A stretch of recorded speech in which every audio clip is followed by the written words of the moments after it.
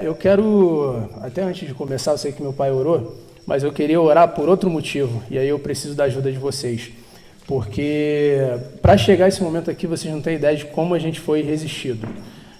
Eu vou compartilhar bem rápido, só para vocês estarem inteirados, mas faltando 2 dias para a nossa viagem, o meu filho, nosso filho, Ravi, ele começou uma febre que foi inexplicável. Uma febre que não parava de aumentar, ficava aumentando, subindo, descendo, subindo, descendo, e a gente sem saber o que estava acontecendo.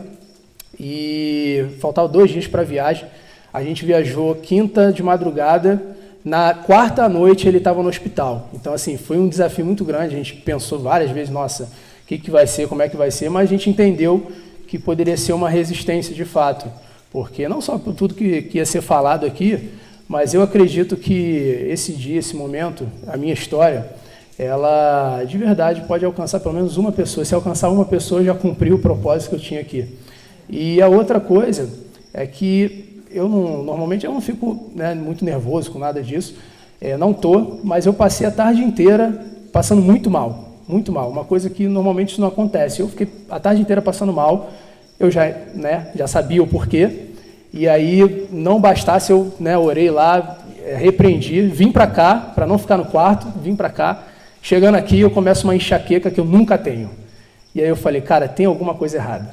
E aí repreendi também, mas eu acredito, que quando existe uma resistência muito grande, é porque o resultado ele também vai ser. E o diabo ele sabe disso assim como Deus. Então o diabo ele tenta de todas as formas possíveis fazer com que esse momento não aconteça, porque ele sabe o resultado que vai trazer. E aí eu queria te pedir, se você puder ficar de pé para a gente poder orar como igreja, para que de fato seja cumprido o propósito dessa noite. Em nome de Jesus.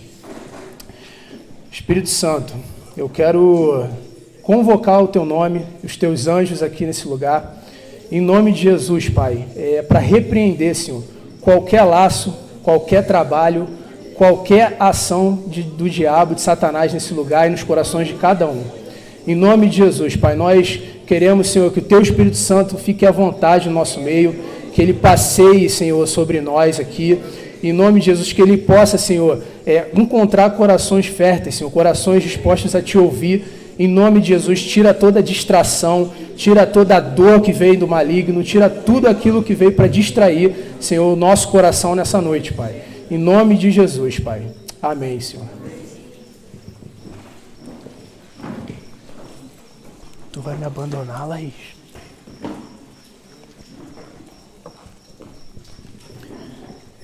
Hoje está sendo um marco de verdade para a gente, porque eu tenho falado assim, algumas pessoas, eu até conversei nesses dias, e eu tenho conversado sobre a minha vida e a minha história, mas sempre no tete a tete, um a um, eu conversando no almoço, no café da manhã, até com os irmãos que a gente congrega lá. Então eu não tenho o costume, também nem tinha de verdade desejo de falar para muita gente sobre a minha história. Mas quando ele mostrou o tema do retiro, sobre a igreja relacional e tal, cara, eu não sei porque veio o desejo, no meu coração. Eu falei com ele assim, pai, eu acho que deveria falar, porque a minha vida, ela tem vários pontos, provavelmente você vai falar, mas o principal é sobre a igreja, porque o meu retorno, a forma que tudo aconteceu, e como a igreja me abraçou, que foi o principal, tem tudo a ver com o tema. Então, mesmo eu não tendo falado para muita gente antes sobre a minha história, e nem tendo vontade para isso, eu acredito que seja de Deus falar. E aí, quando ele falou que já estava no coração dele, só confirmou aquilo que a gente já imaginava. Vou contar a minha história para vocês, e dentro da história eu vou contar outras histórias também que tem a ver. Eu gosto muito de história, de verdade, de contar história e ouvir histórias. Eu acredito também que é a forma mais fácil de fazer com que vocês entendam algumas coisas também. Mas antes eu queria ler com vocês, só para poder... Eu acho que vocês já leram 500 vezes esse texto que a gente vai ler junto, mas eu acho que tem muito a ver comigo. E eu particularmente não ia ler nada, mas eu conversando com meu pai, ele falou, cara, seria legal você basear. E aí não tem nada que se baseie mais na minha vida do que esse texto que a gente vai ler aqui. Lucas, capítulo 15, versículo 11. Se vocês puderem abrir, eu vou guardar um pouquinho para a gente ler junto.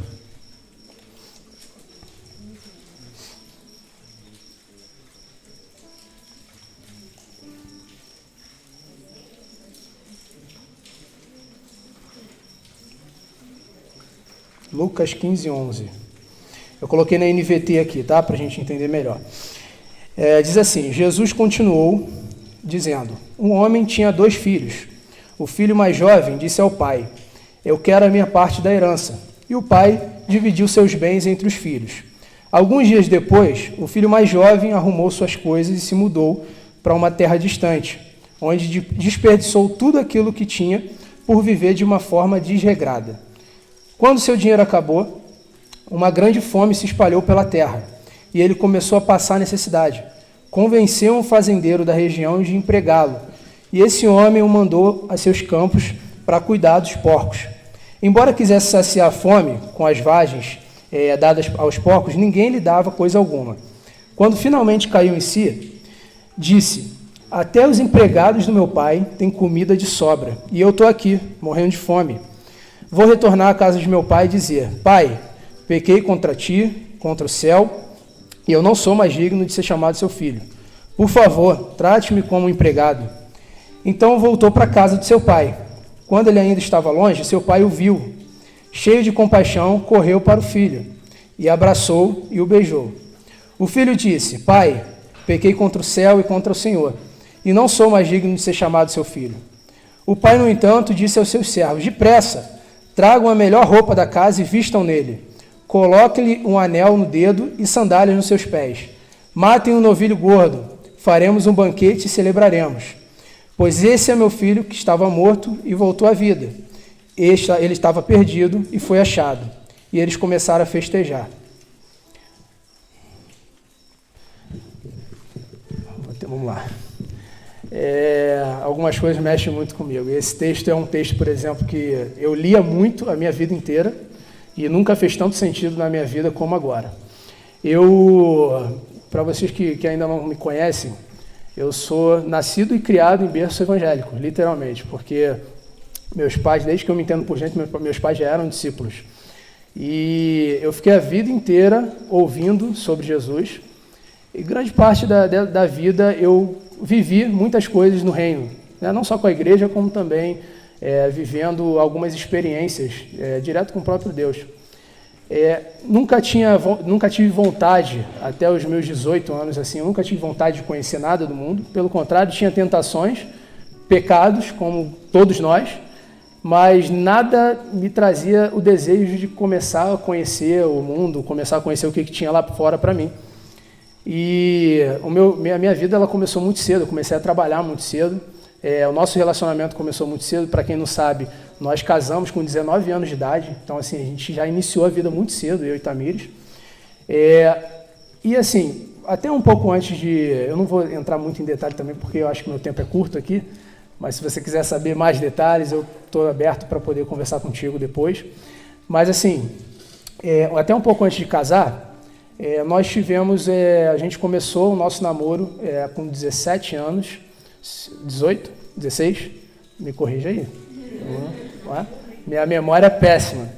Com 16 anos para 17 ou 17, não lembro, a gente começou um relacionamento em Deus, tá? A gente passou um ano orando um pelo outro, nós tínhamos a certeza, né, de Deus que era para a gente começar um relacionamento. Só que no período de namoro, algumas coisas começaram a mudar no nosso foco, tanto no meu quanto no dela.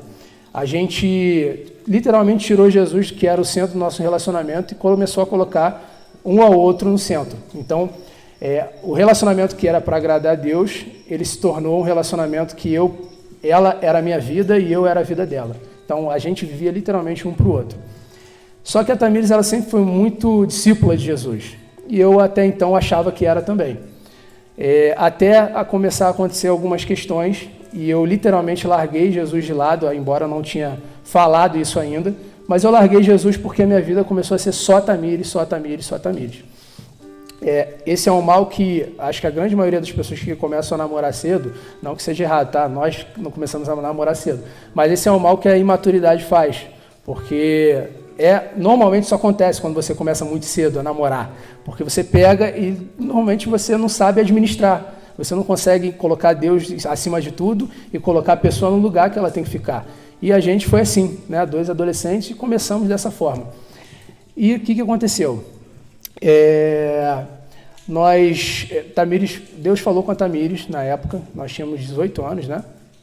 Que ela precisava abrir mão do relacionamento, porque já tinha muito tempo que o relacionamento dela já tinha entrado no lugar de Deus. E ela precisava abrir mão desse relacionamento se ela quisesse Jesus de verdade. E aí ela veio contar isso para mim. Eu já estava muito, muito fora, muito afastado, sem saber, né? Quer dizer, não é que eu não sabia, mas sem pronunciar isso, continuava vivendo no meio da igreja todo esse tempo, indo às reuniões, aos grupos caseiros, tudo normal, mas a minha vida já não tinha mais Jesus há muito tempo. E aí ela veio conversar isso comigo na época, falou que Deus pediu para ela abrir mão do relacionamento, e a minha reação foi péssima, péssima demais. Eu fiquei revoltado com ela e muito mais com Deus, porque para mim, na minha cabeça, era assim, cara, se Deus pediu o nosso relacionamento, o meu problema agora é com Ele, porque Ele não tinha que ter feito isso. E aí a minha raiva, ela não era só da Tamires, eu comecei a ficar com muita raiva de Deus. E pela primeira vez eu decidi assim, cara, eu vou largar tudo, eu já não estou bem mesmo, agora eu estou com raiva de tudo, eu quero viver, vou viver minha vida e vamos ver o que vai acontecer. E eu tive um período muito curto, eu falo dessa história desde o começo, assim, para chegar no ponto principal, porque tem tudo a ver, esse comecinho, com o que aconteceu há poucos anos atrás. Mas eu tive pouco tempo, assim, com 18 anos, quase 10 anos atrás isso, eu tive um período muito rápido no mundo, né? Quando a gente terminou, eu decidi viver minha vida, recém maior de idade, né? Quando você é maior de idade, você acha que pode tudo, quem manda na tua vida é você. E eu tinha esse pensamento, embora morava ainda na casa dos meus pais, e a regra sempre foi muito clara, enquanto você vivia na minha casa, as regras são minhas. Mas dali eu já estava totalmente rebelde, eu não respeitava nem eles, nem as palavras dele, nem mais ninguém. E eu comecei a viver um período bem curto, de alguns meses, fora. Eu conheci muito pouco o mundo, mas sabe quando você conhece algo que você depois larga, mas ao mesmo tempo você não consegue largar 100%? Foi o que aconteceu comigo. Foi um período muito curto no mundo, que esse período curto eu levei para todo o restante dos anos que viriam pela frente. Logo depois, eu me arrependi, a gente voltou, né, meses e meses depois, o nosso relacionamento, com 19 anos nós casamos. E por que eu estou contando toda essa história? Porque quando aconteceu isso com 18 anos, eu percebi ali que eu estava me tornando uma pessoa totalmente inconstante, porque ao longo dos próximos anos eu ia começar a me tornar uma pessoa de fato, de que ora estava bem, ora estava mal, ora queria acertar, ora não queria mais nada, queria viver minha vida. E eu fiquei muitos anos dessa forma. Tem uma história, a primeira história que eu vou contar para vocês. Tem uma história que eu ouvi que define como eu era. Na verdade, é o seguinte, vou usar a minha figura, tá? Eu estou em cima de um muro, existe um muro, 2 lados de um muro, e eu estava em cima desse muro. Nessa história, de um lado, existe o diabo, né? O diabo, vou usar a figura do diabo, o diabo e Deus do outro lado. E Deus, ele está me chamando, ele está assim, Caio, vem, sai de cima do muro, vem, sai de cima do muro. Enquanto o diabo do outro lado, ele está sentado, comendo pipoca, olhando para mim. E aí chega alguém, eu vou usar o meu pai como figura, vem meu pai e fala assim pro diabo, rapaz, por que vou falar igual a vocês, ô moço, por que você está quieto enquanto o Deus está do outro lado lá chamando, você está quieto, olhando para ele, não chama, não convida, não fala nada. E aí o diabo vira para o meu pai e fala assim, eu não falo porque ele está em cima do muro e o muro é meu. E essa história, ela me definiu dos 18 até 2020, me ajuda, 25. Dos 18 aos 25 anos, essa história me definiu. Porque eu continuei vivendo normal. Por exemplo, se eu congregasse aqui, vocês iam achar que eu estava bem o tempo inteiro, porque eu espelhava isso para as pessoas, como uma pessoa que queria Jesus, que tinha seus pecados, mas que precisava de ajuda e pedia ajuda. Então, assim, eu vivi 7 anos da minha vida, eu posso dizer que como uma máscara, porque o mascarado, ele funciona dessa forma. Ele, na frente de algumas pessoas, ele é de um jeito, mas quando não tem ninguém do convívio, vamos dizer, da igreja, ele esquece que Deus, ele olha para ele e ele começa a agir de outra forma. Então, eu fui muito tempo assim. E não existe uma pessoa inconstante que esteja em Deus. Ou a pessoa é igual a história do muro, ou ela está em cima do muro e ela pertence ao diabo, ou ela saiu de cima do muro e ela entregou totalmente a Deus. Mas eu não achava isso, eu realmente acreditava que, mesmo sendo inconstante, eu estava no caminho certo porque eu nunca desistia. Então, assim, mesmo assim, hora eu estou bem, hora eu estou mal, eu não larguei. Então, eu estou legal, eu estou indo. Só que a primeira coisa que acontece com o inconstante é que ele abre todas as brechas possíveis para o diabo começar a trabalhar. Eu falo assim, gente, o diabo ele não faz nada por você, mas ele pode te induzir a fazer algumas coisas, mas quem escolhe somos nós. Mas quando você está em Deus, acho que vocês já sabem disso, quando você está em Deus, parece que a força que o diabo tem, as tentações ou o pecado tem, ela fica muito mais fraca. Né? Não sei se vocês têm essa percepção, comigo é assim. Todas as vezes que eu estava bem em Deus, tentando caminhar, eu percebia que o pecado que eu tinha tentação em fazer, ficava mais fraco. Mas quando eu estava muito longe, aquele pecado parecia que era impossível vencer. Então, a vida do inconstante é assim, é difícil. Porque ele acha que está bem, ele acha que está no caminho certo, mas ao mesmo tempo ele nunca consegue largar o pecado. Ele não consegue, porque ele está escravizado o tempo todo.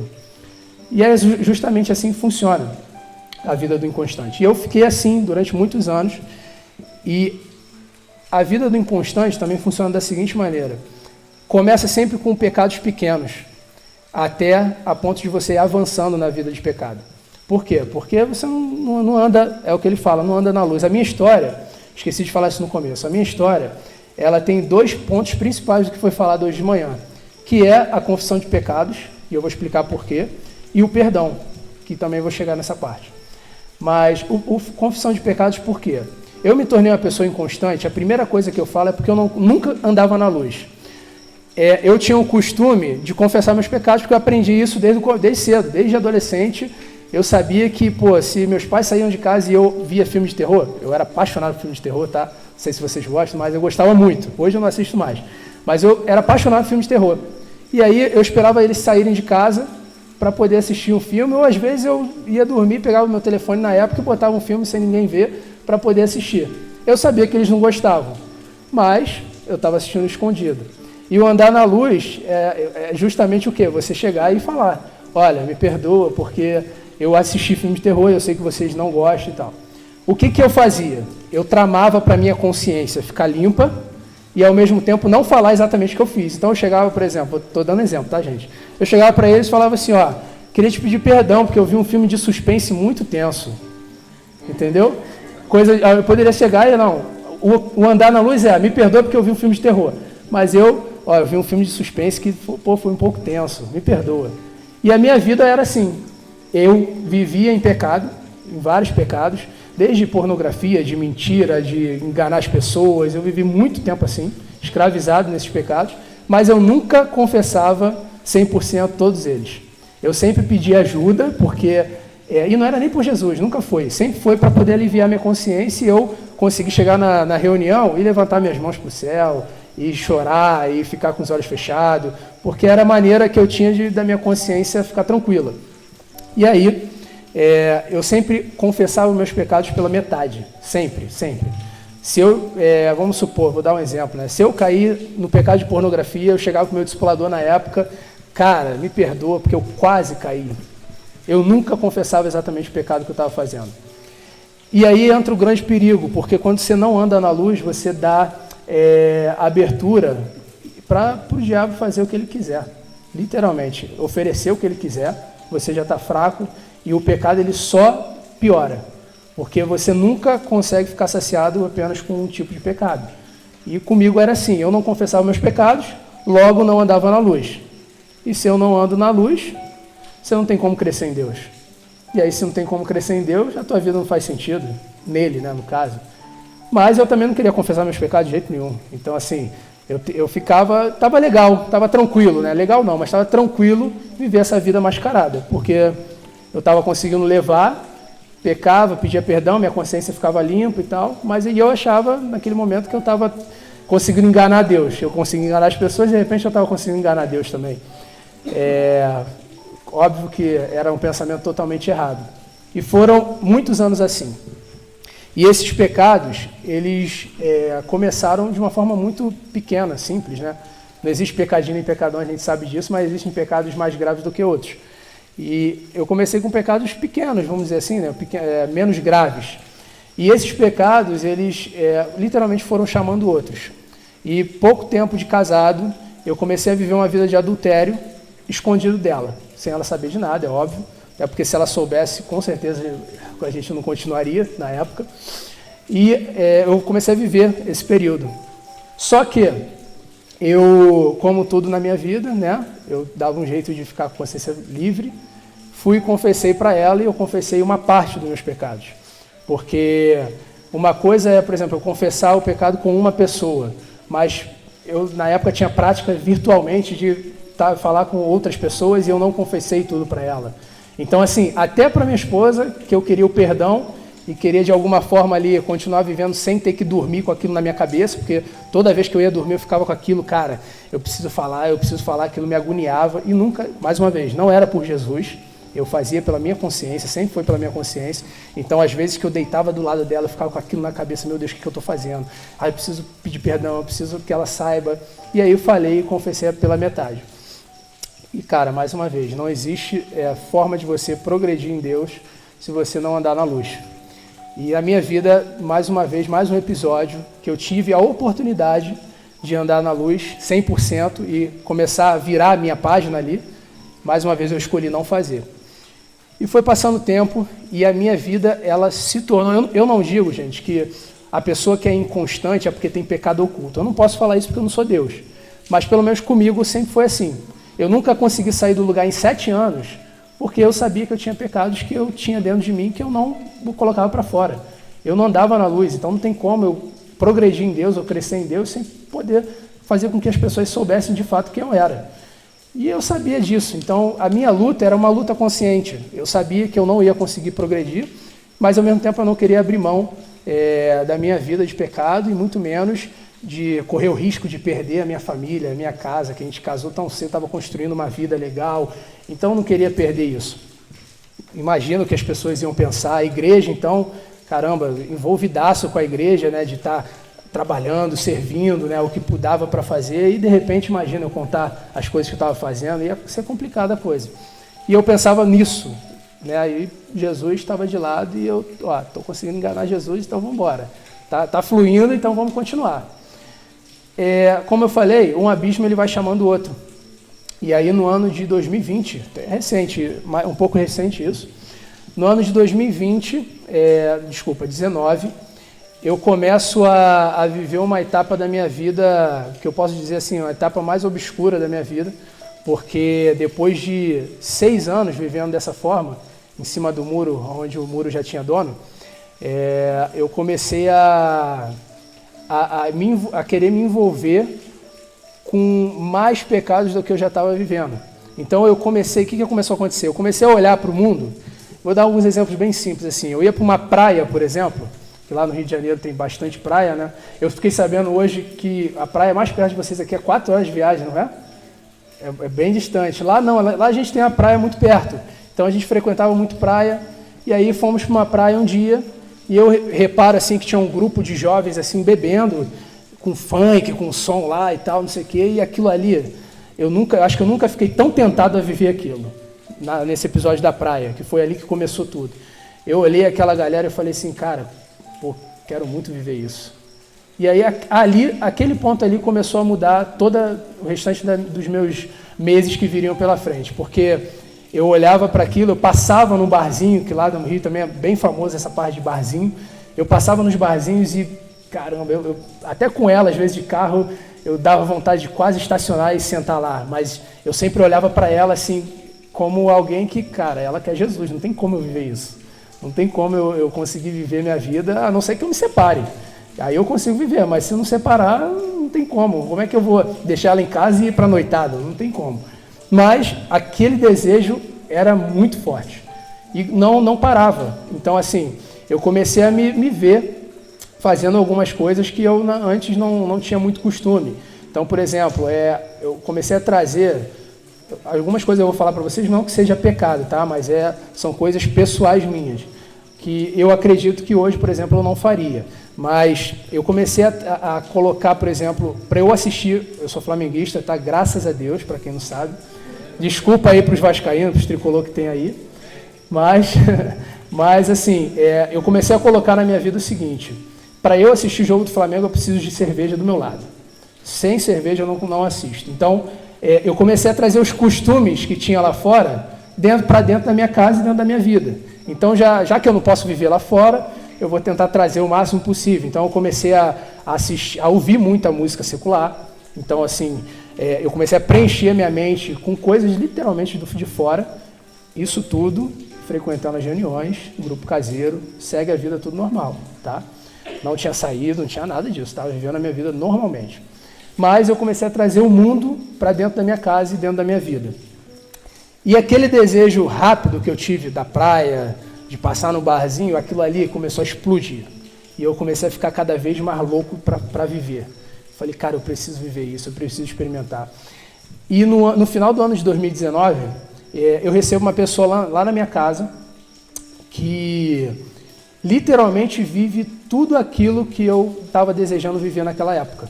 Tudo, exatamente tudo. Eu recebi ele lá em casa com uma pessoa, com uma noiva, namorada dele, na época.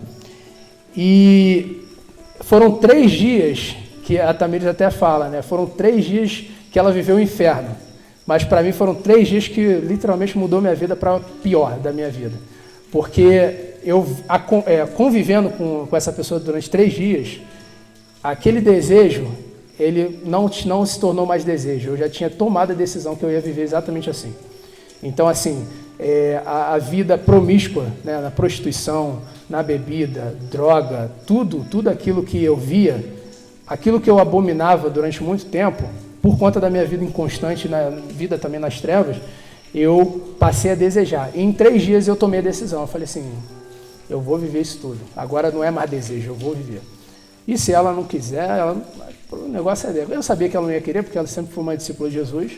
E aí eu vou seguir minha vida assim. E foi passando o tempo e eu só piorei dentro de casa. Só piorei. Eu me tornei uma pessoa que eu não conheço, de verdade. E foi passando alguns meses, veio o início de 2020, quando ela descobre uma traição minha, coisa que nunca tinha acontecido. No caso dela descobrir. E ela descobre, né, na verdade, eu tenho muita consciência hoje que foi Deus que literalmente entregou a prova para ela. Porque foi num episódio que eu normalmente não dava mole, né? Foi através de uma rede social que eu deixei aberta no meu computador na hora que eu ia sair.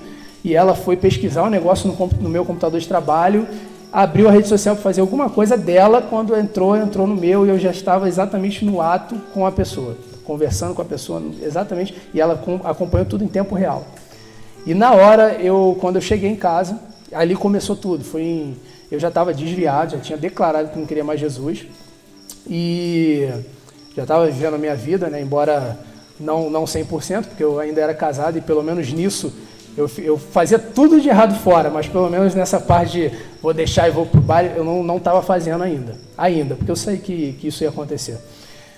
Mas em abril, foi abril? Maio?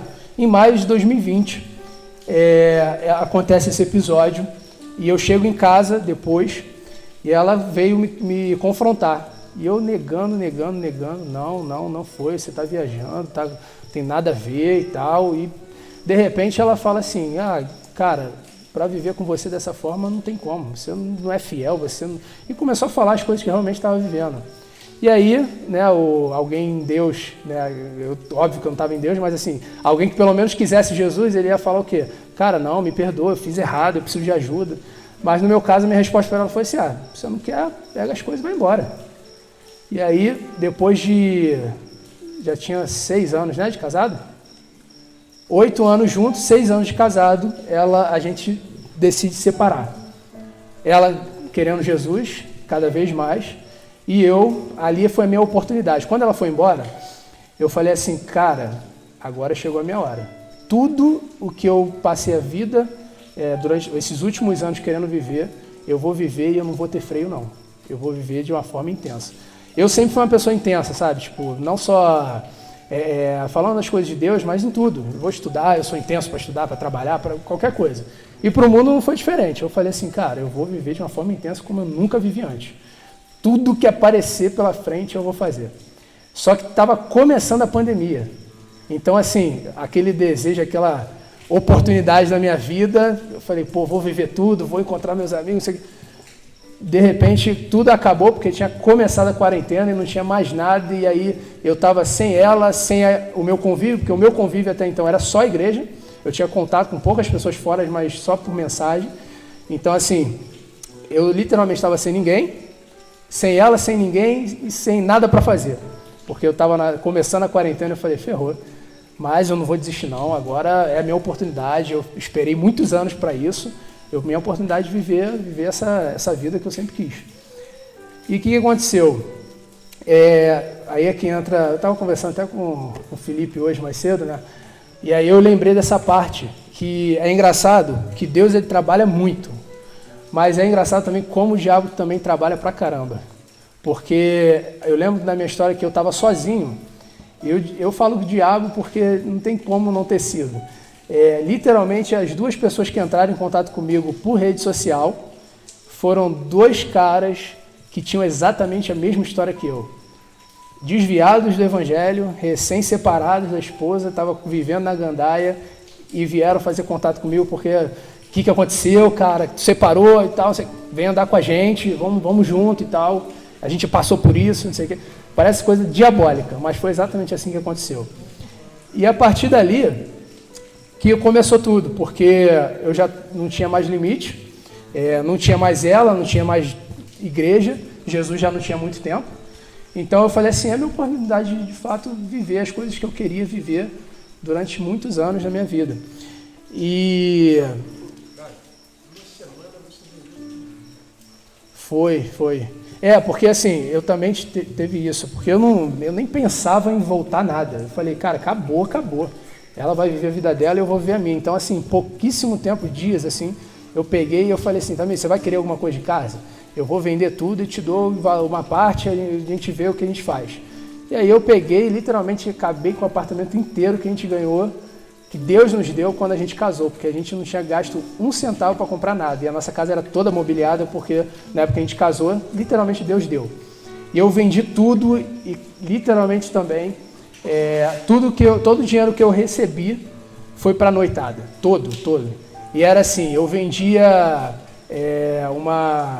a geladeira, embora trabalhava e tudo mais, mas eu vendia a geladeira. Pô, era a hora de eu pegar o valor, né, e vamos ver o que vai fazer. Não, eu ia, já que eu vendia a geladeira, eu já vou para aquela boate lá que é caríssima e tal, e torrava tudo no mesmo dia. Então, as coisas que Deus nos deu, até isso, eu não estava nem aí, porque para mim, na minha cabeça, eu tinha tomado a decisão que eu não ia voltar e minha vida ia ser essa para o resto da minha vida, que eu tinha esse planejamento.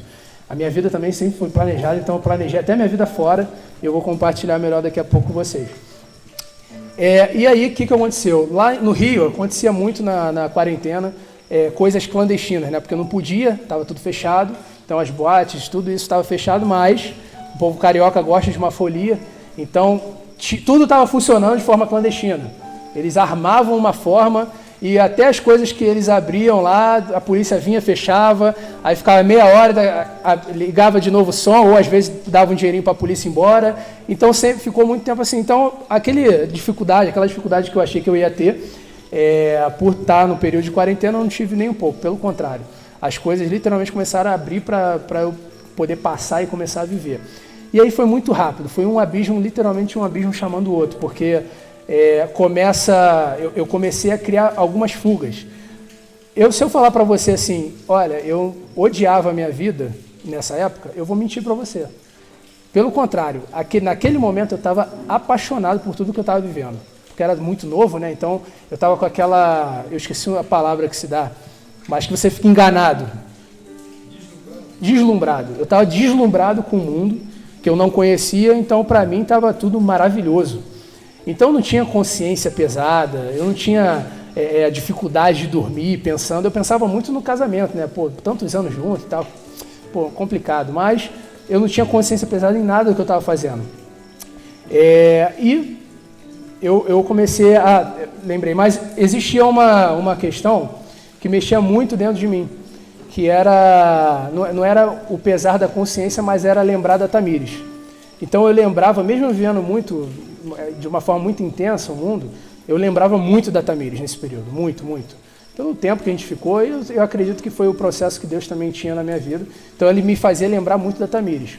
E eu não aguentava mais, eu falei, cara, não aguento mais. Eu não quero ficar lembrando dela, a vida dela é dela agora, é minha, vamos cada um seguir o seu caminho. E para mim, a minha fuga foi começar a procurar meios de esquecer ela. Então não era nem Jesus nem peso na consciência, comecei a procurar meios de esquecer ela. A primeira coisa que eu fiz foi a bebida, porque eu já tinha uma prática e aí aquilo ali só começou a intensificar, porque eu bebia por hobby, para assistir um jogo. De repente eu comecei a beber para literalmente não lembrar mais o que eu estava fazendo, porque eu não queria lembrar ela. Então, na minha vida, a partir daquele momento, eu comecei a ver que o melhor caminho para mim era eu andar bêbado o tempo inteiro. Então, os momentos que eu estava sóbrio, eu estava trabalhando. Os momentos que eu não estava trabalhando, eu estava bêbado. Então, era mais ou menos assim a minha vida. Então, a bebida ela ficou muito forte dentro de mim. Só que a bebida, parece que assim, lembra que eu falei um abismo chama o outro? A bebida ela foi como se fosse a abertura para o que viria dali para frente. Então, eu comecei a beber muito. Logo depois, eu comecei a me envolver muito com a promiscuidade, a prostituição. Então, foi uma das fugas. Então, no momento que eu não estava querendo beber, eu estava envolvido com a vida da prostituição.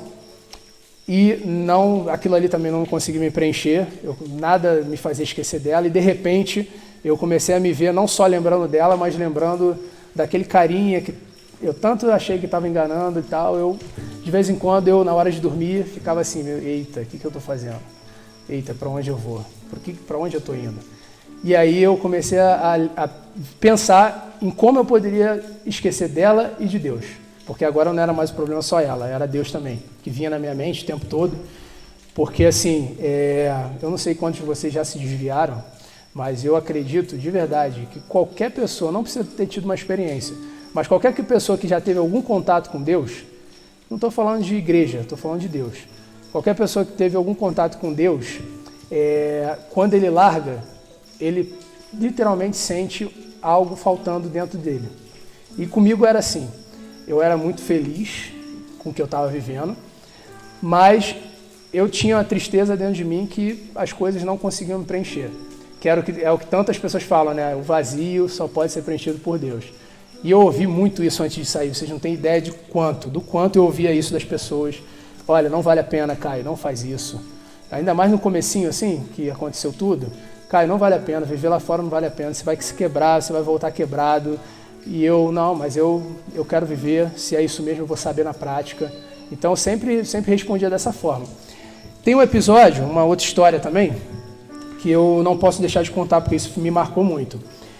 Onde estava a igreja nisso tudo, né? Eu estava vivendo tudo, aquela coisa, e a igreja também tomou conhecimento na época. E eu fiquei 1 mês sem contato de ninguém. Ninguém entrou em contato comigo, me mandou mensagem para saber como é que eu estava, o que estava acontecendo e tal. Cara, aquilo ali me deixou com tanto ódio, que eu fiquei assim, a vida inteira dentro de uma igreja, com irmãos, e aí eles falam tanto que são irmãos, e eu estou há 1 mês fora, e nem para mandar uma mensagem, o pessoal é muito falso. E aí para mim não era mais um ou outro, era a igreja. Eu sabia desde o começo que a igreja, e o diabo usa muito isso, né, também. A igreja é muito falsa, meu pai é pastor, e eu falando, a igreja é muito falsa, quanta gente mentirosa. E eu recebo uma mensagem do meu pastor, né? A gente congrega lá com o Cidinho, não sei se vocês conhecem, Jacarepaguá. Eu recebo, e o Luciano, que faz parte do presbitério, que é o nosso discipulador. Eu recebo uma mensagem dele, assim, 1 mês depois que eu estava nessa neura de, o pessoal me esqueceu, não está nem aí. Ele me manda uma mensagem assim, Caio, eu e Cidinho, a gente queria conversar com você. Na verdade, a gente quer te ouvir, né? Saber o que está acontecendo e tal. Tá bom, não tem problema não, vamos embora. E eu fui armado até os dentes. Não é armado de arma não, tá, gente? Vocês, Rio de Janeiro, aquela coisa, eu falo armado, vocês já vão ficar achando que eu tô com arma. Não. Armado que eu digo eu já estava pronto para a batalha na conversa. Eu falei assim, eu vou chegar lá, eles ouviram a versão da Tamires, que eles acompanharam a Tamires esse processo todo, eles vão sentar comigo e vão descer a lenha, e eu já vou preparado que eu vou arrebentar com eles e acabou, eu vou embora lá em cima. Aí, essa parte é difícil para mim. Aí eu chego na mesa do pastor lá, eu não chamo ele de pastor, tá, gente? Vou chamar do nome mesmo, porque esse negócio não é comum para mim, não é Cidinho. Aí eu sento na mesa do Cidinho, aí tá ele, Luciano, e aí eles chegam para mim assim, um mês desviado, eles chegam para mim assim e falam, e aí, o que você tem para dizer? Aí eu, como assim? Aí ele, a gente quer te ouvir. Eu falei, não vim para falar não, eu vim para ouvir vocês. Não, pô, toda a história tem dois lados. A gente ouviu o Tamires, a gente está aqui para te ouvir. Cara, aquilo já me quebrou, me partiu ao meio, porque eu já fui preparado para soltar todas as bombas possíveis. Mas eu estava esperando o quê? Um ataque primeiro para eu contra-atacar. E aí eu vou e falo e eu desminto tudo que ela mesma viu. Não, ela está fazendo isso, aqui a escolha foi dela, mas agora eu também não quero mais nada, eu estou vivendo minha vida. E foi falando. E eles quietos, ouvindo, e eu fiquei quase uma hora falando mal dela, falando mal da igreja, falando mal de todo mundo. E aí no final, o Luciano ele vira para mim e fala assim, cara, deixa eu te contar uma história para a gente encerrar. Aí eu, quer encerrar? Nem falaram nada, vocês já vão encerrar? Eu falei, não, foi o que eu te falei, a gente queria te ouvir para averiguar a situação, a gente vai te dar alguns conselhos, mas pelo que você está mostrando para a gente, você não vai andar em nada, então, mas mesmo assim a gente vai falar. Mas eu quero te contar uma história primeiro. Aí eles deram os conselhos dele, que foi exatamente esses, como todo mundo, né, ouve quando decide sair. Cara, não vale a pena, você vai se quebrar lá fora, você vai voltar quebrado. E a nossa oração vai ser de fato que Deus ele permita que você não venha pela dor.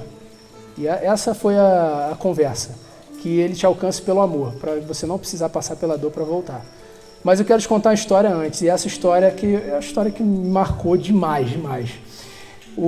Existe um pastor, não sei se quando vocês conhecem aqui Luiz Arcângelo, né, que fala? Vocês conhecem, né? Ele tem uma história que foi o que o Luciano, na época, naquele dia, contou para mim. Ele falou assim, o Luiz, eu vi uma pregação do Luiz Arcângelo, e ele conta uma história que ele estava na praia da Barra, lá no Rio, e ele estava com um discípulo lá, conversando na areia, e de repente chega um cara bombadão, tipo o Wolverine, cadê? Tipo o Kevin, assim, um cara bombado, forte, assim. Aí, pelo que ele falou, o cara todo tatuado e com a orelha estourada, ou seja, o cara era jiu-jiteiro. E aí passou assim, esbarrou no Luiz, assim, no Luiz Arcângelo. Esbarrou assim, o Luiz ficou olhando, não entendeu nada, o cara passou e foi embora.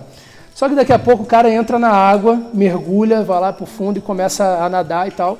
Só que estava batendo muito, estava em ressaca o mar. E ele começa a se afogar. Aí todo mundo da areia, assim, né, lá no Rio, assim, quando alguém está se afogando, vai todo mundo para a areia para... E agora, o que a gente faz? E chama o salva-vida vem correndo. Quando ele chega em frente, assim, vamos supor que o rapaz estava se afogando lá no gol. E aí ele chegou e ficou na areia, o salva-vida, olhando. Aí todo mundo assim, o que esse cara está fazendo? Por que ele não entra lá e salva o cara? E aí o Luiz veio, falou com o salva-vida, cara, vamos lá, eu entro contigo, vou te ajudar. Aí ele falou assim pro Luiz, não... Você tá doido? Olha o tamanho da geladeira do cara. Se eu entrar lá, ele vai me afogar e vai me matar junto com ele. Gente assim, você tem que deixar o cara cansar de nadar. Que aí quando ele cansar de nadar, eu entro e salvo. E aí o Luciano vira para mim, a conversa foi exatamente assim. Ele vira para mim e fala assim, Caio, hoje você está nadando no mundo de braçada. Eu quero que você saiba que...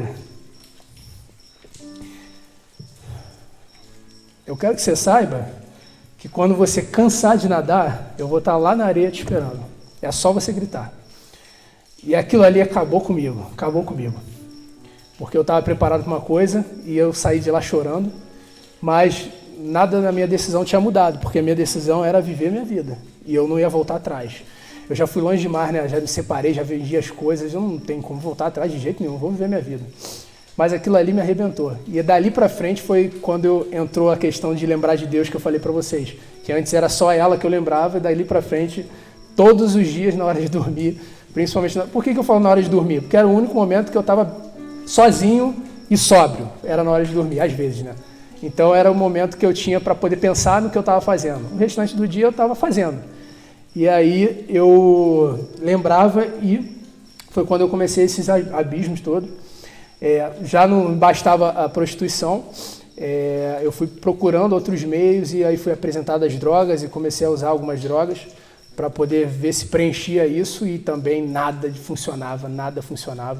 Aí eu falei, cara, eu preciso recomeçar minha vida.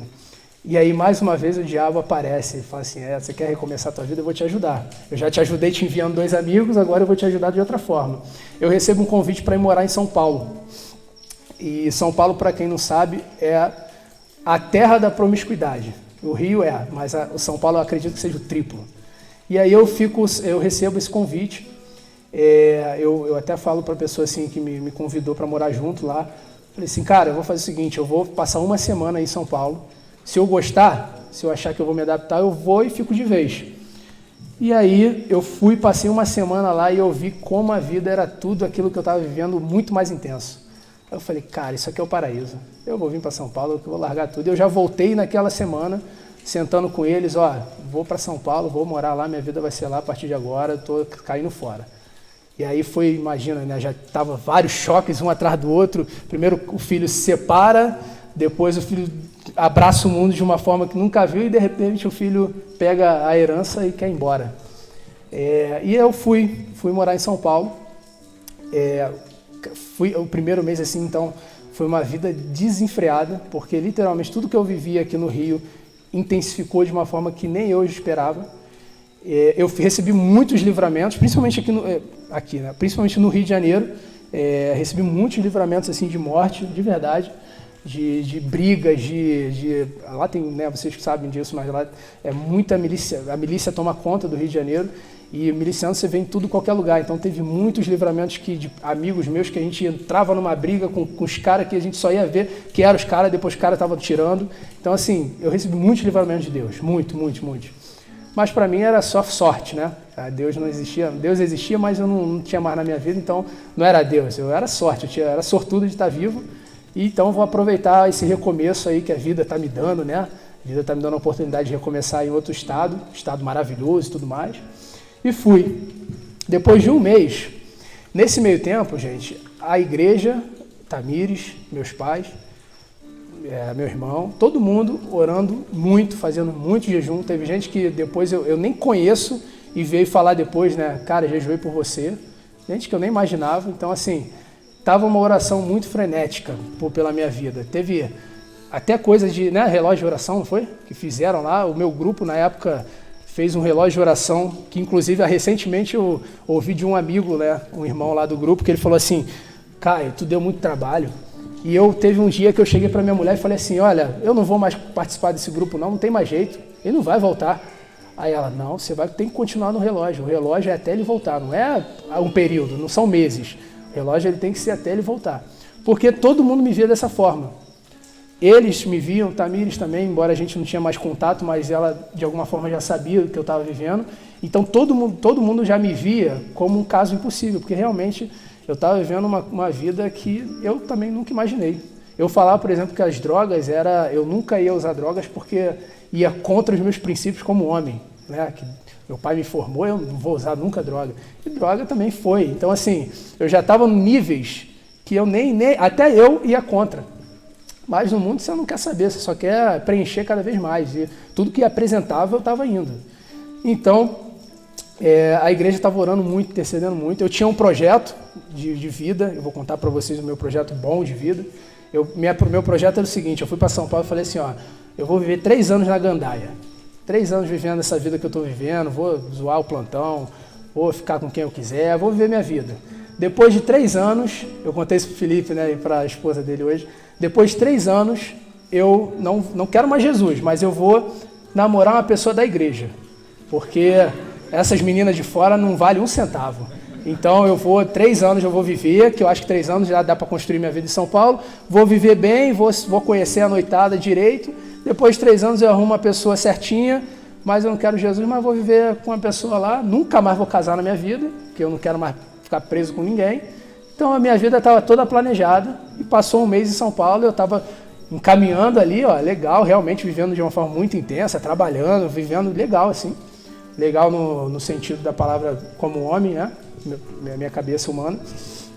E depois de um mês, começou algumas coisas a acontecerem comigo. Eu queria muito, eu falei isso, eu tô lembrando da conversa que eu tive com o Felipe, eu falei assim, eu queria muito ter uma história legal, assim, do meu retorno.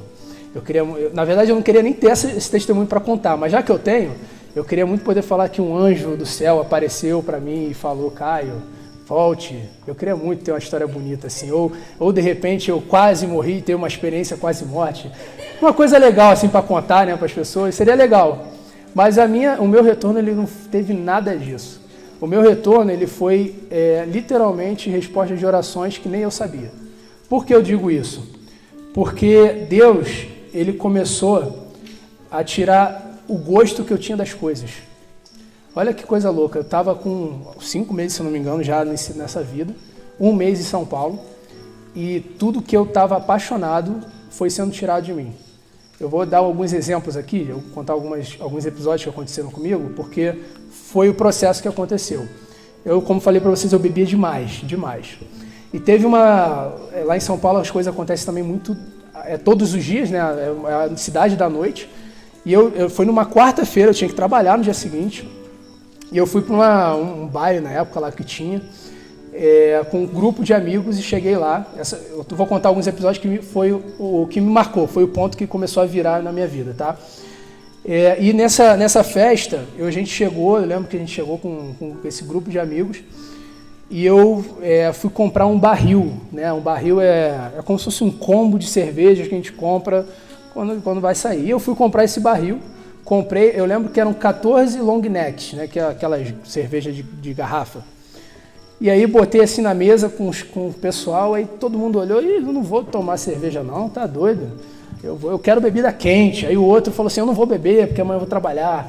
E aí enfim, contando isso tudo, porque chegou no final, ninguém ia beber, ficou aquelas 14 garrafas lá, e cara, eu não vou devolver, né, muita vergonha, no meio do negócio, chegar lá e eu queria devolver porque eu não vou beber, não. Aí eu falei, vou deixar aí que sobrar, deixa aí. E eu tô curtindo lá e bebendo, daqui a pouco eu olho para a última garrafa. Que eu olhei assim, eu peguei a garrafa, abri, eu olhei assim, caramba, eu bebi as 14 garrafas. E eu, não tava, na 7ª ou 8ª eu já tinha que estar doidão, já bêbado demais. E eu já estava na 14ª e eu olhei assim, eu falei, o que está acontecendo? Nada está acontecendo. Eu não estou alegre, eu não estou bêbado, eu estou normal, o que está rolando? E aí eu também sempre tive problema de estômago, então eu comecei a passar mal e ao mesmo tempo não tinha ficado bêbado, que era a coisa que eu mais gostava de ficar. Porque eu lembro que toda vez que eu ficava bêbado, eu ficava eu tinha coragem de fazer coisas que eu não tinha sóbrio. Então é por isso que eu gostava muito de sempre ficar andando bêbado. E aí, eu lembro que quando eu tomei a 14ª, eu olhei assim pro balde e falei, gente, eu bebi tudo e não aconteceu nada comigo. O que tá rolando? O que tá acontecendo? E aí eu peguei assim, falei com o pessoal, cara, eu vou embora, tô indo embora, amanhã eu trabalho, isso já era 3 horas da manhã, eu tinha que estar 7 horas em pé. Falei, eu vou trabalhar, então eu tenho que ir embora. Aí fui, cara, revoltado. Eu falei, gente, o que tá acontecendo?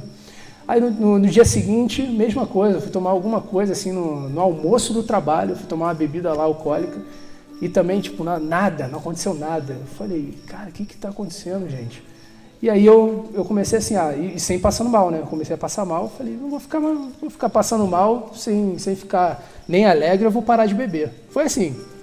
Falei, eu vou tirar a bebida um pouco, vou diminuir, né? Porque o pessoal de fora fala que é diminuir, não é cortar.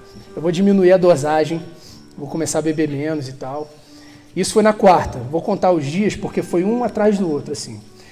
Na 5ª-feira, eu lembro de eu estar na minha cama lá. Eu morava acho que foi 15º ou 6º, não lembro. Era muito alto e eu abria a janela sempre para dormir e eu ficava olhando para o céu toda vez.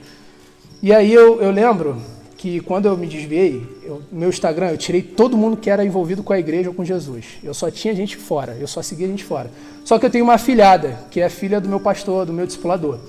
E as únicas pessoas que eu continuava seguindo na minha rede social era o meu discipulador e a minha discipuladora, porque era a forma de eu ver minha afilhada. E aí eu lembro que naquela quinta-feira era o dia de grupo caseiro, né, sempre foi, e eu lembro que eu estava deitado, eu correndo assim nos stories, né, do Instagram, eu olho assim e estava tendo grupo e ele postou o grupo caseiro. Cara, eu comecei a sentir uma saudade inexplicável. Falei assim, caramba, que saudade. E fiquei olhando. Eu lembro que eu passava e voltava para ficar vendo. Ih, o fulano tá lá. Ih, caramba, olha isso aqui. Ficava olhando. Procurei Tamires, não vi que ela não estava lá, mas aí continuei olhando assim os stories, que me deu muita saudade. E veio a sexta-feira. Foi literalmente assim, Deus falando comigo um dia atrás do outro.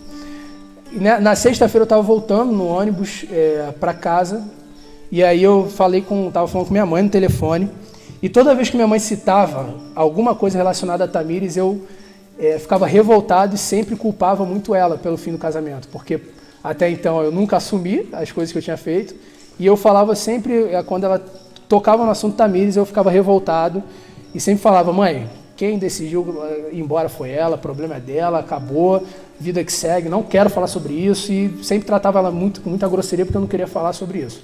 E nessa sexta-feira eu já vinha tendo esses encontros e eu percebi, porque depois que eu falei que eu percebi, que eu respondi quando ela falou alguma coisa a gente entrou no assunto Tamires, alguma coisa, que eu falei assim, mãe, eu sinto falta, não foi assim? Eu sinto falta da minha vida. Mas eu já cheguei longe demais. Aonde eu tô, é impossível volta, não tem como voltar mais. Aí ela falou assim, faltava 2 semanas para eu ir para o Rio. Ela falou assim, a gente pode conversar quando você vier e tal. Já tinha um mês que eu não via eles, né, que eu não os via. A gente pode conversar quando você voltar e tal. Eu falei, pode e tal. E aí estava chegando no feriado, nosso aniversário de casamento é dia 7 de setembro.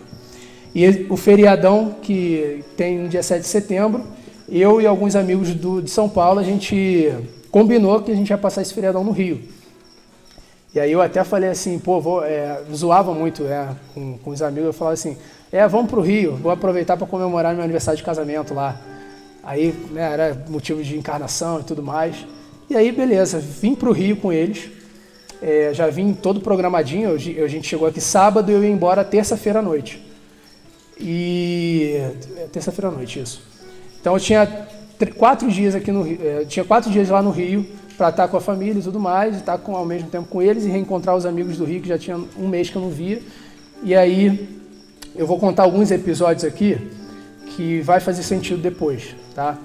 Mas no domingo, no sábado eu passei a noite num show que teve e eu fiquei muito cansado. E no domingo eu tinha marcado de ver meu pai, minha mãe e meu irmão que estavam lá. Já tinha um mês que eu não via e tal, e fui domingo para lá. Eu lembro que eu cheguei tão cansado, que praticamente eu dormi o dia inteiro. Eu cheguei lá de manhã, apaguei, acordei para almoçar, não foi? E depois do almoço eu deitei no sofá, apaguei de novo, acordei para me arrumar e ir para outra festa. Então assim, eu não vi ninguém. Eu lembro que eles ficaram bem chateados com isso, que imagina, um mês e você não tá nem aí, só quer saber de festa e tal. E foi uma das coisas um dos momentos que meu pai também tentou conversar e descobriu que era quase impossível, né? Não é impossível porque para Deus não existe, mas era quase impossível eu retornar.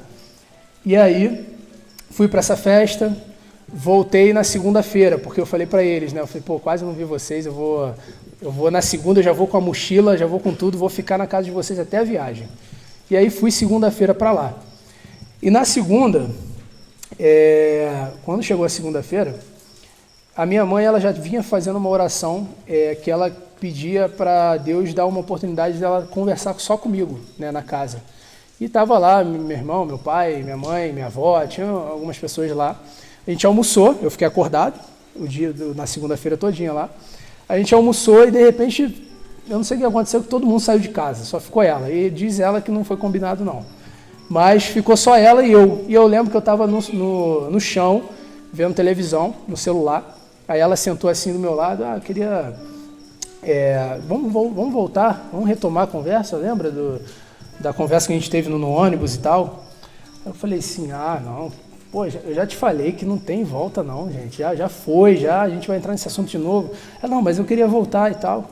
Eu falei, mãe, foi o que eu te falei, às vezes eu sinto falta, mas eu já cheguei no fundo do poço, não foi isso que eu te falei? Eu já cheguei no fundo do poço, não tem mais volta, não tem como. Não existe, foi quando eu falei assim, não existe mais perdão para mim, porque era o que eu estava vivendo há umas 3 semanas, quando algumas coisas começaram a acontecer e veio esses episódios que eu contei para vocês, em muitos momentos eu ficava até pensando, tipo, caraca, como é que eu faria se eu quisesse voltar hoje? Mas são sofismas. E o sofisma que eu estava vivendo era, você não tem perdão para você. Você já chegou longe demais. E eu falei isso para ela na conversa. Falei assim, mãe, eu já cheguei no fundo do poço. Tudo que eu fiz, eu cheguei aonde eu cheguei, as coisas que eu fiz contra todo mundo, não tem volta. Deus não tem como me perdoar, não. Já foi. Eu já me contentei que a minha vida vai ser assim pro resto dela e não tem mais perdão, já foi. Aí ela falou assim, cara, deixa eu te contar uma história. Posso te contar uma história? É engraçado, eu tinha 25 anos, e eu nunca tinha ouvido o testemunho da vida da minha mãe.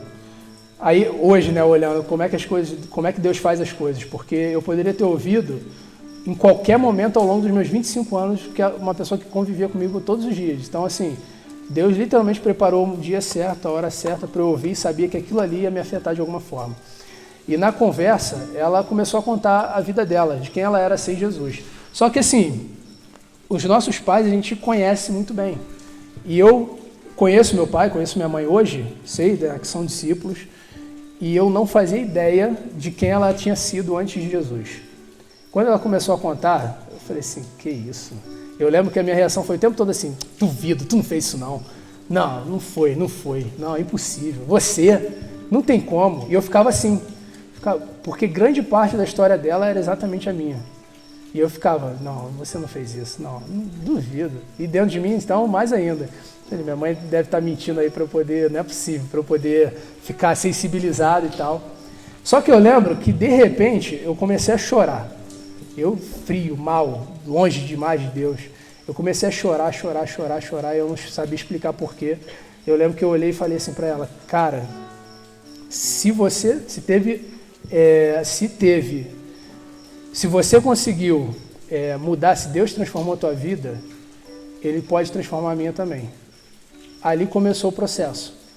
Porque quando eu ouvi a história de alguém que eu conhecia em Deus, e ouvi quem era essa pessoa antes de Jesus, que era praticamente eu falei assim, cara, se ela mudou, eu também posso mudar.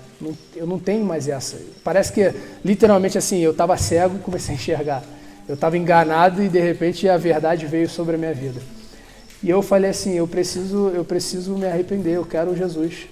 Eu não sei como vai ser, não faço ideia mesmo, mas eu quero Jesus. Esse cara que transformou, de fato, que eu conheço você é uma outra pessoa. E eu preciso disso. Eu quero ser essa pessoa também. E aí ela me conta uma história no dia anterior que aconteceu, que para mim ali foi o ápice. Foi onde eu entendi como eu estava longe de Deus e como o diabo brincou comigo. Brincou de verdade, porque ela me contou que eu estava dormindo, né? Lembra que eu falei que eu dormi o dia inteiro? No domingo de tarde eu estava dormindo e ela falou que ela estava na mesa da cozinha e parece que o Espírito Santo não foi que conduziu você a começar a orar por mim? E ela começou a orar por mim e eu dormindo, começou a orar e ela foi repreendendo alguns espíritos, né? E ela foi repreendendo o espírito de engano, eu te repreendo, o espírito disso, eu te repreendo. E quando ela chegou na parte de espírito da prostituição, ela disse que eu comecei a me debater, não foi?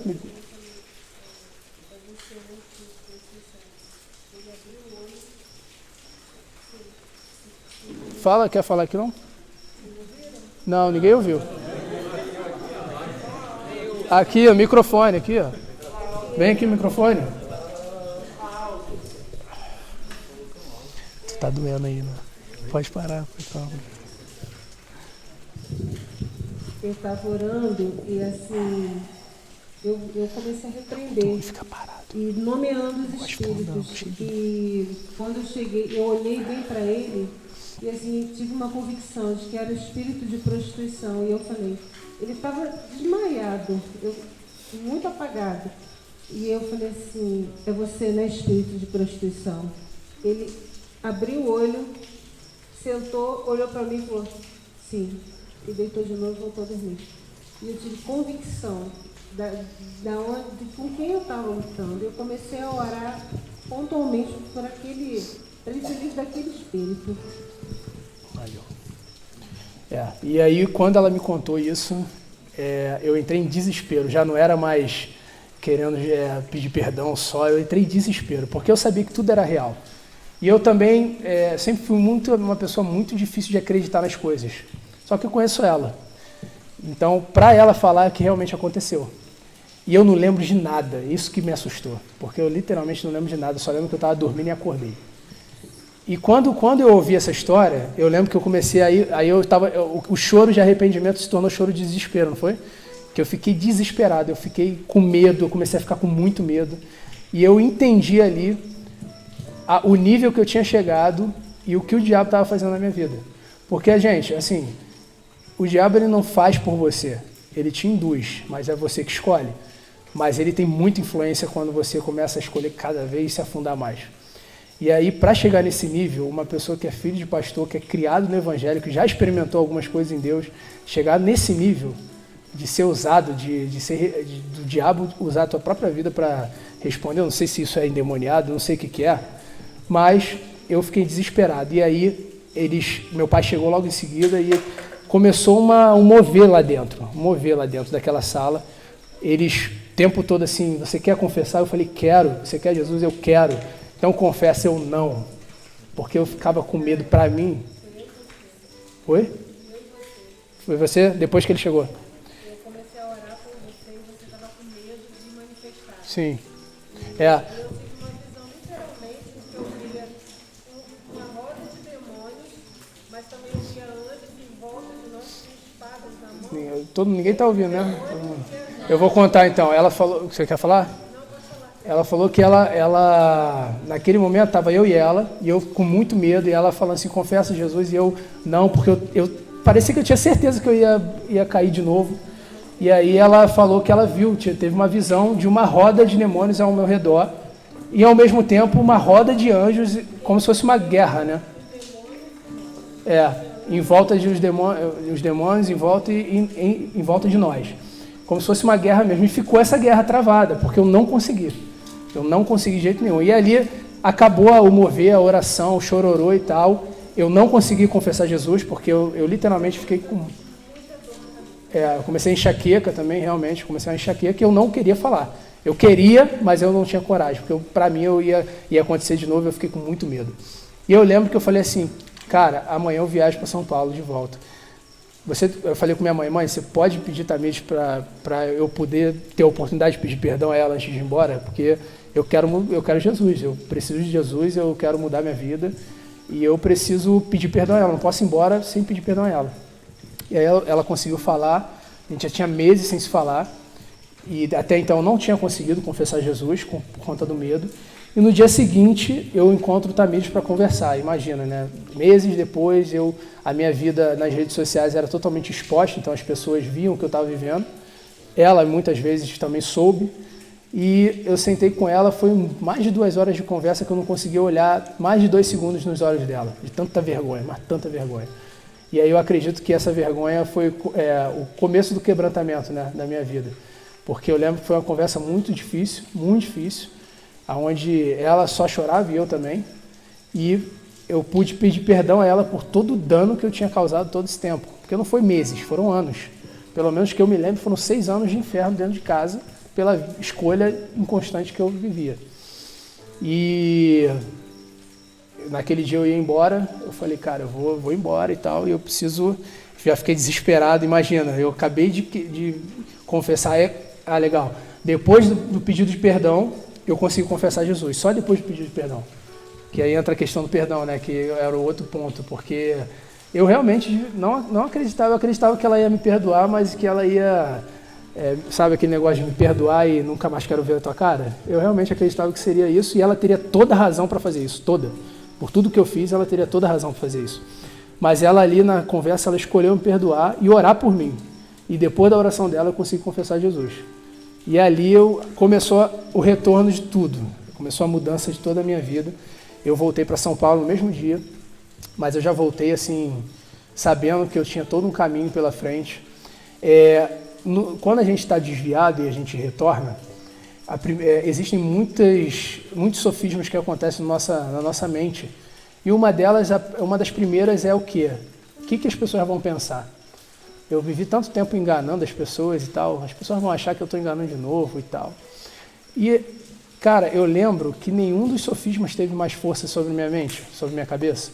Eu tinha tanta convicção de que eu tinha sido revelado de Jesus, que eu não queria mais nada, que eu conversei com a Tamisa, eu nem sabia, para mim a gente não ia voltar ao casamento, porque ela tinha direito disso por conta de tudo que eu estava fazendo. Então, mas na minha cabeça eu preciso pedir perdão a ela e restaurar. E aí eu fui pedir perdão a Tamires, voltei, pedi perdão aos irmãos, pedi perdão à igreja, pedi perdão a todo mundo que apareceu na minha frente. Mesmo se não tivesse sido afetado, eu estava pedindo perdão. Falei, olha, me perdoa. Ah, mas eu cheguei a semana passada, mas me perdoa mesmo assim. Era assim, esse nível. Porque eu realmente não queria saber, cara, quem eu estava pedindo perdão, eu só queria essa transformação que eu via na vida dela e vi na vida de tantas outras pessoas. E ali, depois do perdão, depois de tudo, Deus ele foi restaurando a minha vida. Porque eu não acreditava, acho que ninguém perto de mim acreditava que poderia acontecer, mas aconteceu. A gente está aqui hoje com... Eu falo assim, a gente vai fazer 8 anos de casado, mas de casamento de verdade mesmo a gente tem 1 ano e meio. Porque foi a partir dali que Deus ele começou o processo na nossa vida. A nossa vida, o nosso casamento hoje é outro.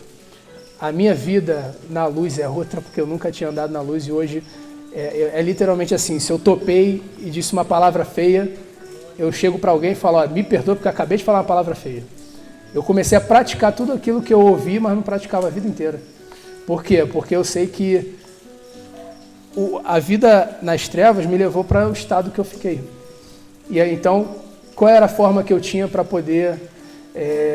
poder recomeçar a minha vida? A primeira coisa é viver na luz. E foi o que eu comecei a praticar e venho praticando desde então. Deus transformou a minha vida completamente. Eu acho que as pessoas que estão ao redor podem falar melhor como eu sou uma outra pessoa hoje, como o nosso casamento é outro.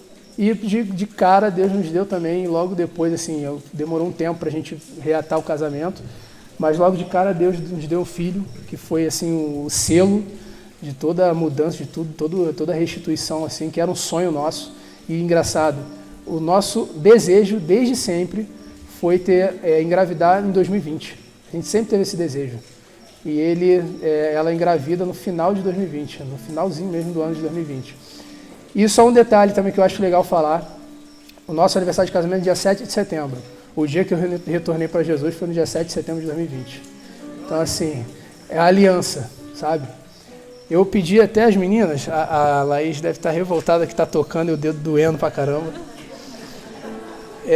Eu pedi a elas para tocar uma música que foi, assim que eu voltei, foi a primeira música que eu ouvi durante semanas. E essa música, ela fala muito comigo, muito comigo. E eu queria pedir para vocês... Eu até pedi assim, prefiro não botar letra, porque é uma música que eu particularmente gosto de ouvir com o coração. E eu queria pedir de verdade que você tenha o seu tempo agora, o seu momento, não para fazer o que você quiser, mas feche teus olhos para não olhar para... Fechar o olhar não é religiosidade não, é só para ninguém te atrapalhar. E ouve essa música, para a gente finalizar, que foi a música que me marcou, e em nome de Jesus que marque a tua vida hoje também. Em nome de Jesus.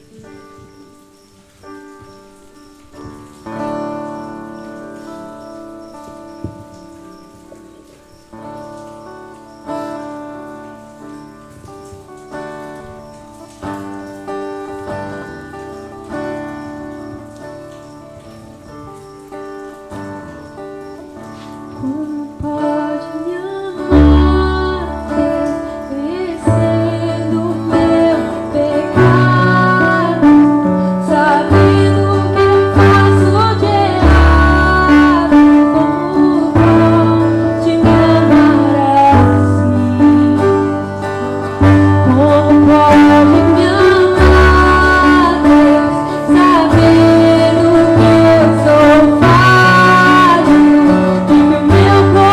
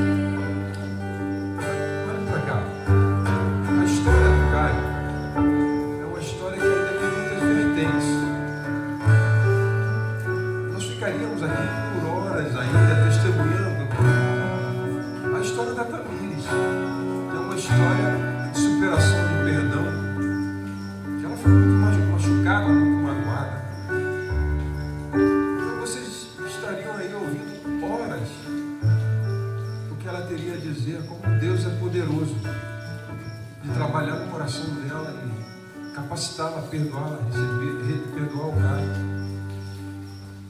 Mas eu não quero nem entrar nessa história da Tamires, porque é a história dela. É ela que precisa contar. Mas vocês lembram da praia? Daquela história do Luciano que diz o seguinte: eu vou ficar aqui na areia. E quando você estiver cansado,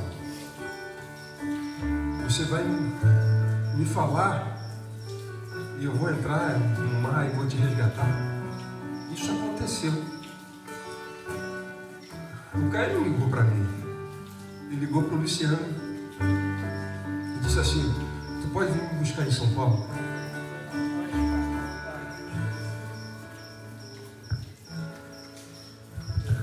Na segunda-feira que eu retornei, eu mandei mensagem para ele. Falei, Lu, você lembra da história que você me contou? Aí ele lembra. Falei, então, chegou a hora, eu cansei de nadar, eu preciso de você. E eu nem sabia dessa história. E o Luciano foi buscar, foi resgatar o cara. Para mim, a figura do Luciano é uma figura de Deus. Porque Deus é especialista em resgatar pessoas, em restaurar a história, restaurar vidas. O nosso Deus é um Deus de recomeço. Quando tudo parece que está perdido, quando tudo parece que não tem mais esperança, quando tudo parece que não tem saída, é a hora dele. E talvez seja a tua história. De repente, esse é o teu momento de achar que de repente não tem saída para você, não tem recomeço, você não vê esperança, não vê saída. Mas nós estamos falando de um Deus de recomeço, um Deus que perdoa, por mais manchado que seja a nossa história, mas Ele nos limpa de todo pecado que traz mancha, traz dor. Ele cura feridas. Ele entra nas histórias, não é só na história do cara. Ele entrou na nossa história. Ele restaurou o relacionamento de paternidade, materno. Restaurou a história com o irmão que foi ferido, muito, se decepcionou muito com o cara. Sobretudo a esposa. E sobretudo o que mais foi manchado e magoado nessa história toda foi o Senhor Jesus. Mas o mesmo Deus que foi deixado para trás, foi esquecido, estendeu a mão para o Caio no momento que ele mais precisava.